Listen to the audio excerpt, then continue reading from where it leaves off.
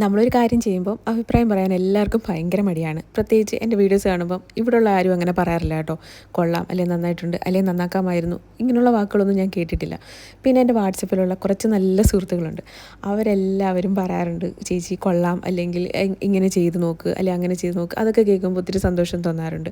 പിന്നെ ഇതിൽ കൂടുതൽ എനിക്ക് ഇൻസ്പിറേഷൻ കിട്ടുന്നത് ഞാൻ യൂട്യൂബിൽ വീഡിയോ ഇടുമ്പം ഒരുപാട് കമൻറ്റ്സ് വരാറുണ്ട്. അത് ഓരോന്ന് വായിക്കുമ്പോഴും നമുക്ക് ഒത്തിരി സന്തോഷം തോന്നാറുണ്ട്. പക്ഷേ നമ്മുടെ ഏറ്റവും വലിയ വിഷമം എന്ന് പറയുമ്പോൾ നമ്മുടെ അടുത്തുള്ള ആളുകൾ നമ്മളോട് കൊള്ളാം, അല്ലെങ്കിൽ ഞാൻ വീഡിയോ കണ്ടു എന്ന് പറയുമ്പോൾ അതൊരു സന്തോഷം, വല്ലാണ്ട് സന്തോഷം തരുന്നൊരു സംഭവമല്ലേ.